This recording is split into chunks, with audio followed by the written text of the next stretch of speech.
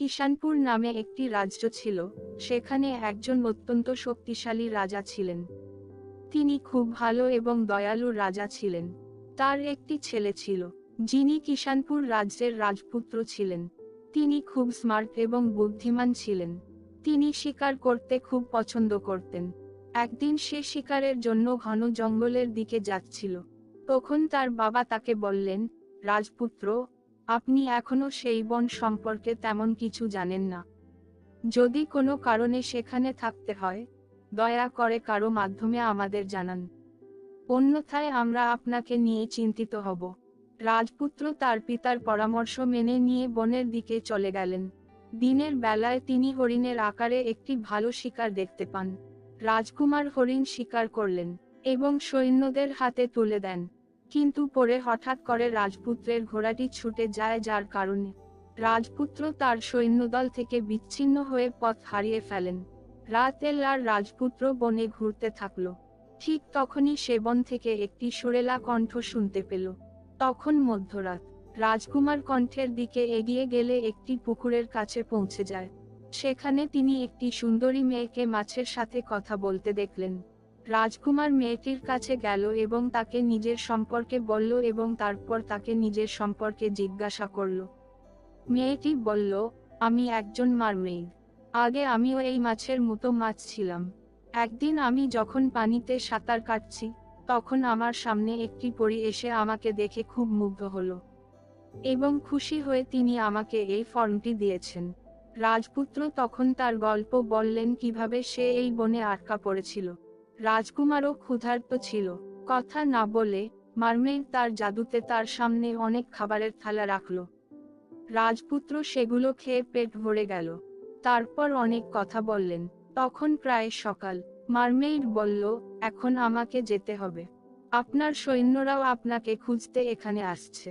আপনি এখানে তাদের জন্য অপেক্ষা করুন। এই বলে মারমেইড চলে গেল। কিছুক্ষণের মধ্যে সৈন্যরাও সেখানে উপস্থিত হয়। তারপর রাজপুত্র তার সৈন্যদের নিয়ে রাজপ্রাসাদে ফিরে গেল। সেও মনে মনে পরীকে ধন্যবাদ দিল। ভাই বোন এবং পরী, ছোট পরীর গল্প। এক সময় এক গ্রামে দুই ভাই বোন মনু ও চিঙ্কি থাকত। কয়েক বছর আগে তার বাবা মা মারা যাওয়ায় সে তার চাচা ও খালার সাথে থাকত। তাদের খালা উভয় শিশুর প্রতি বিরক্ত ছিল এবং তাদের বাড়ির সমস্ত কাজ করাতে বাধ্য করেছিল এবং তাদের পর্যাপ্ত খাবারও দেয়নি। কিন্তু চাচা দুই সন্তানকে খুব ভালোবাসতেন। আন্টি এসব একদম পছন্দ করতেন না এবং এই কারণে প্রায়ই তাদের মধ্যে ঝগড়া হতো। কিন্তু স্ত্রীর জেদের সামনে চাচা অসহায়। আন্টি চেয়েছিলেন ওই দুই বাচ্চাকে অনেক দূরে জঙ্গলে রেখে যেতে, যাতে ওদের হাত থেকে রেহাই পাওয়া যায়। তাই স্বামীকে পুরো বিষয়টি জানালে মামা ভীষণ রেগে যান। আন্টি দুই সন্তানকে জঙ্গলে রেখে যাওয়ার পরিকল্পনা করেন। চুপি চুপি তাদের কথাবার্তা শুনেছিল চিঙ্কি। পরের দিন চাচা চাচি উভয় বাচ্চাকে বনে বেড়াতে নিয়ে গেলেন এবং পথে মিষ্টি কথা বললেন। চিঙ্কি তার খালার এই কৌশলটি আগেই টের পেয়েছিল, তাই সে তার সাথে কিছু কাচের বল নিয়ে এসেছিল যা সে রাস্তায় ছড়িয়ে দিচ্ছিল। জঙ্গলে অনেক দূর যাওয়ার পর শিশু দুটি ঘুমিয়ে পড়ে এবং চাচা চাচি তাদের একই অবস্থায় রেখে বাড়ি ফিরে আসেন। সন্ধ্যায় যখন শিশু দুটি ঘুম থেকে জেগে ওঠে এবং নিজেকে একা দেখতে পায়, তখন তারা বুঝতে পারে কি ঘটেছে। চিঙ্কি তার ভাইকে বলল, চিন্তা করো না, আমরা অবশ্যই বাসায় পৌঁছাবো, আমার পিছু এসো। এবং দুজনেই তাদের বিছানো কাচের ট্যাবলেটের দিকে তাকিয়ে বাড়ি ফিরে গেল। বাড়িতে দুজনকেই দেখে আন্টি রেগে গেলেন, কিন্তু চালাকি করে বললেন, আরে বাচ্চারা, কোথায় ছিলে জঙ্গলে?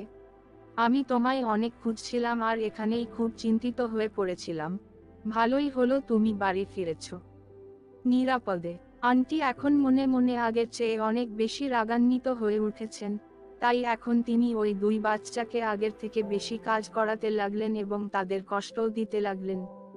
এবার আন্টি তাদের দুজনকে বাড়ি থেকে অনেক দূরে জঙ্গলে রেখে যাওয়ার পরিকল্পনা করলেন এবং পরের দিন তার স্বামীর সাথে আবার আগের মতোই চিঙ্কিকে নিয়ে বনে বেড়াতে লাগলেন। বুঝলাম আন্টির চালাকি। সে জানত যে আন্টি এবার বড় ষড়যন্ত্র করতে চাইছে, কিন্তু এবার চিঙ্কির কাছে আগের মতো কাচের বড়ি নেই এবং তার বদলে সে নিজের কাছে কিছু ছোলা রেখেছিল এবং পথে ছিটিয়ে দিতে থাকে। ঘন জঙ্গলে পৌঁছে খালা মিষ্টি করে কথা বলতে লাগলেন এবং তার মিষ্টি কথা শুনে বাচ্চা দুটো তাড়াতাড়ি ঘুমিয়ে পড়ল এবং গভীর ঘুমের পর খালা, চাচা ও খালা বাচ্চা দুটোকে সেখানে রেখে বাড়িতে চলে এল। সন্ধেবেলা যখন বাচ্চা দুটো ঘুম থেকে উঠল, তারা আবার একই পদ্ধতিতে বাড়ি যাওয়ার চেষ্টা করলো, কিন্তু এইবার তারা পথে ছোলা ছড়িয়ে দিয়েছিল এবং তাদের বনের পাখিরা তুলে নিয়েছিল। এখন তারা কিভাবে পথ খুঁজে পাবে? তাই সে পথের সন্ধানে এদিক ওদিক ঘুরে বেড়াতে লাগলো এবং হাঁটতে হাঁটতে একটা ধ্বংসস্তূপে পৌঁছে গেল এবং সেখানে গিয়ে একটা কোণায় লুকিয়ে পড়ল। সে খুব ভয় পেল। কিছুক্ষণ পর ভয়ার্ত চেহারার এক বৃদ্ধ মহিলাকে দেখা গেল যে একই বাড়ির দিকে আসছে। আর ভিতরে পৌঁছানোর সাথে সাথেই সেই বৃদ্ধা মহিলাকে দেখে বাচ্চা দুটি ভয় পেয়ে গেল, কারণ সেই বৃদ্ধ মহিলাটি বড় বড় নখ, বড় বড় চোখ এবং বড় বিক্ষিপ্ত চুলে খুব ভয়ঙ্কর দেখাচ্ছিল। তিনি বাচ্চাদের বললেন, আপনারা এখানে কি করছেন? আমার অনুমতি ছাড়া এখানে কি করছেন?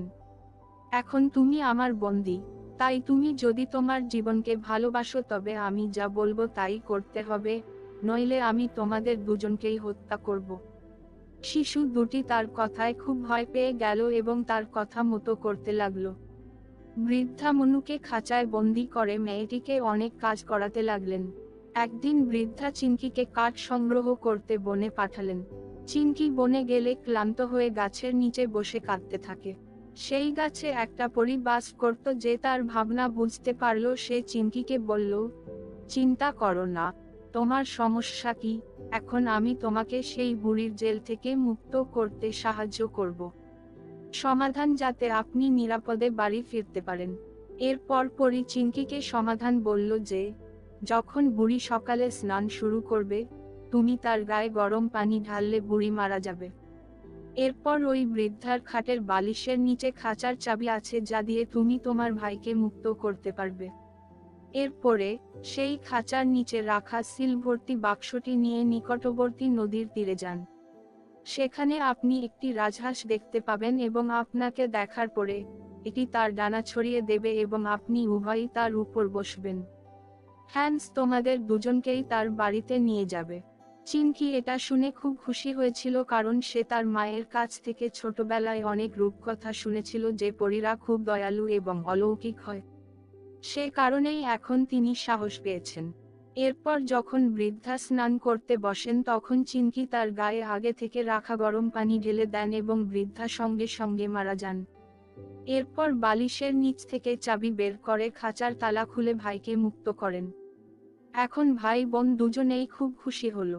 তারা খাঁচাটি সরিয়ে সিল ভর্তি একটি বাক্স বের করে এবং তারা উভয়ই তা নিয়ে নদীর তীরে চলে গেল।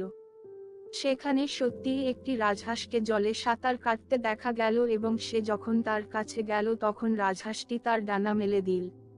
এরপর দুজনেই রাজহাঁসের পিঠে চড়ে বসলো এবং রাজহাঁস তাদের ঘরে নিয়ে গেল। দুই বাচ্চাকে সেখানে দেখে চাচা খুব খুশি হলেন এবং দুজনকে জড়িয়ে ধরে অনেক কেঁদে ফেললেন। তিনি দুজনের কাছে ক্ষমা চেয়ে বললেন, তুমি চলে যাওয়ার পর আমি তোমার খালাকে বাড়ি থেকে বের করে দিয়েছি। একথা শুনে শিশু উভয়েরই খুব খারাপ লাগলো এবং তারা মোহরের বাক্সটি তাদের চাচাকে দিয়ে বলল যে, তাদের খালা ছাড়া এই বাড়িটি তাদের কাছে খালি মনে হয় এবং তারপর তারা উভয়ই তাদের খালার হাত ধরে বাড়ির বাইরের প্ল্যাটফর্মে বসে রইল। বাড়ি ফেরত। এটা দেখে খালা অনেক কান্নাকাটি করলেন এবং বাচ্চা দুটোকে জড়িয়ে ধরে তাদের কাছে ক্ষমা চাইলেন। এরপরে তিনি উভয় সন্তানকে খুব ভালোবাসতে শুরু করেন এবং তাদের মায়ের মতো থাকতে শুরু করেন।